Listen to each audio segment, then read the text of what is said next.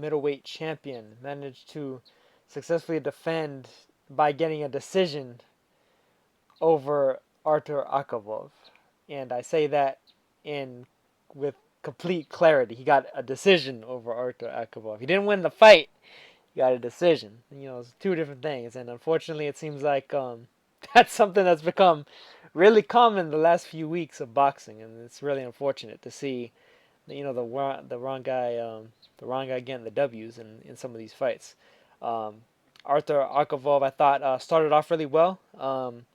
He showed better feet than Billy Joe Saunders, showed better hands than Billy Joe Saunders, was controlling the action by and large. Saunders seemed like he did have a little bit of ring rust on him, but at the same time, it also just looked like he really couldn't figure out the timing and everything of Akavov. And Akavov, I think, his overall kind of semi-frenetic movement, I don't want to say that he was too frenetic because it's not like he was just moving around, like jumping all over the place and just, moving without any rhyme or reason to what he was doing. But he kept kind of giving different looks, like pretty consistently. It's like he would almost be like in a Philly shell, then all of a sudden he'd be in a high guard, then Philly shell, high guard, Philly, and then he'd like switch it up, and just the way that he was switching up his balance and his transitions of the way he was setting up his defense, along with throwing his punches out of those varieties of kind of setups of defense, I think was really just confusing Billy Joe Saunders, especially in those early rounds. It wasn't really until the middle rounds where it seemed like Saunders managed to kind of get in a groove, get in a rhythm,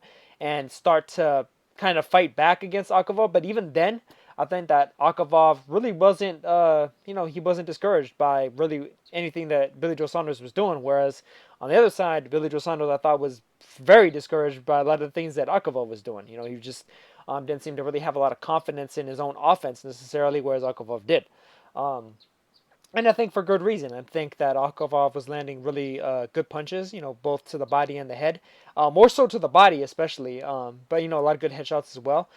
Billy Joe Saunders, I thought, was primarily a headhunter. He really didn't throw all that much to the body, which I think that he probably should have done because I think it probably would have paid dividends later, especially as Akavov appeared to kind of slow down slightly just as Billy Joe Saunders was coming on in the mid-rounds. And had he gone to the body, I think that there's a good potential for Akavov to have potentially slowed down even more in the later rounds as opposed to catching kind of a second win, which is pretty much what happened, where Akavov managed to kind of seal the deal, I thought, and frankly really deserved the decision. I mean, I thought it was pretty much a 116 to 112 fight.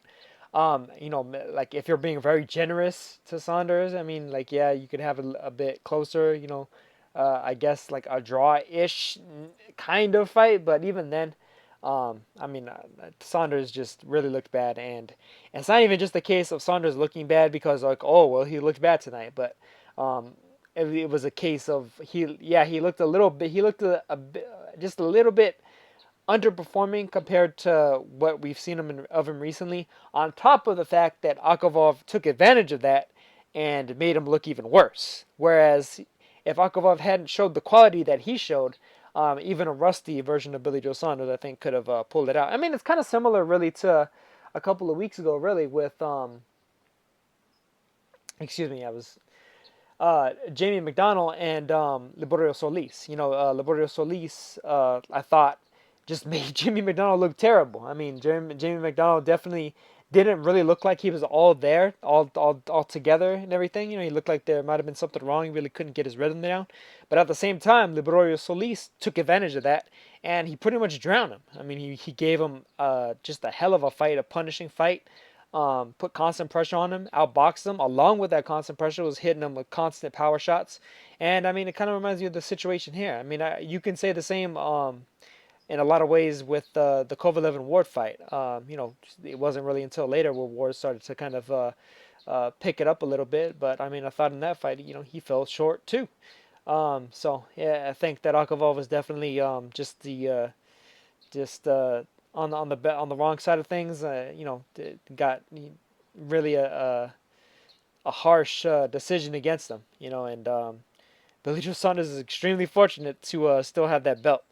And it's going to be interesting to see where they go from here. I mean, I really hope that Akavov gets another title shot.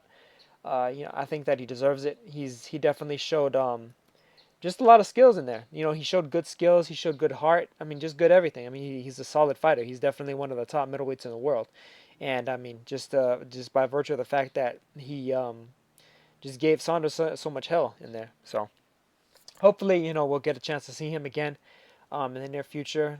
Not sure against who. Who knows? Maybe against Chris Eubank Jr. I think that'd be a fantastic fight between those two. I think that's potential, the fight of the year candidate level stuff. Kind of like yesterday, or not yesterday, but a couple of days ago with the Shafikov versus Comey fight, where it was two guys that had recently lost title shots, but still two of the best fighters in their weight class.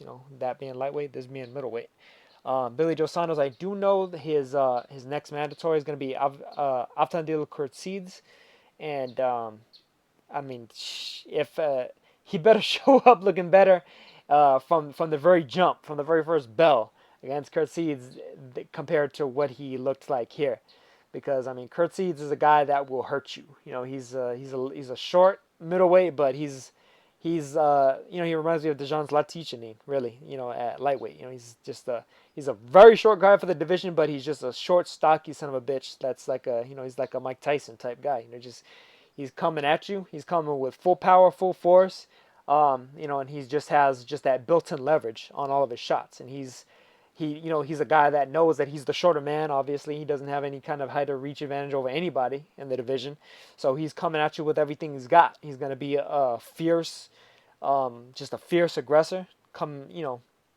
Bringing tons of pressure, bringing tons of power, throwing everything hard. And honestly, I'd favor Kurtsidze in that fight right now against Billy Joe Saunders. I mean, shit, I'd favor Akavov in a rematch over Billy Joe Saunders because I really thought he won this fight. But in any case, to me, I think I think more of Kurtsidze going into a fight with Saunders than I did of Akavov. And in spite of the fact that Akavov really impressed me with a lot of his overall skill set, I think that Kurtsidze, especially the style that he has, just that kind of bruising, punishing style, is something that's very, very, very much something that a bit of a stylist, a bit more of a finesse fighter, which is what Saunders is, really doesn't like to deal with. Matter of fact, I might make a video on that sometime soon. Just the idea of a finesse fighter versus a physical fighter, because I think that though there's a lot of people that kind of get it twisted between those two styles. I think there's a lot of fighters that are really good boxers, but they're finesse fighters. They don't like it when things get physical. They don't like it when guys, are able to kind of fight with them on the inside or bullying them on the inside, even if they might have a pretty good inside game.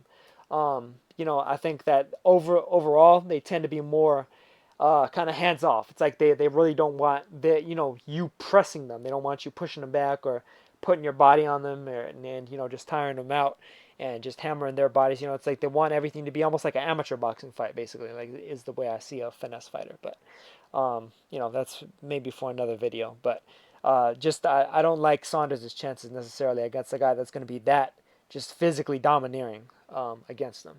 And I see that the potential for that with Kurtsidze, because I kind of saw it to a certain degree with Akavov.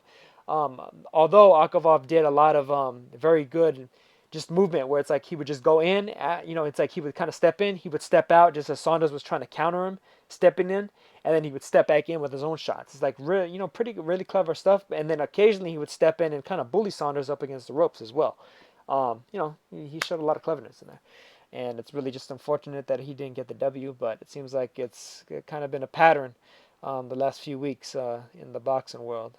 I'm hoping that it doesn't continue on because we have a full, just a packed schedule next week especially. And, I'm not used to normally making pre-fight videos, but I might actually do some previews for a couple of those fights, if not all of them. Who knows? Maybe I'll just one-shot them in one video. But I'm kind of rambling now, so I think that'll do it for my review of Billy Joe Saunders versus Artur Akavov.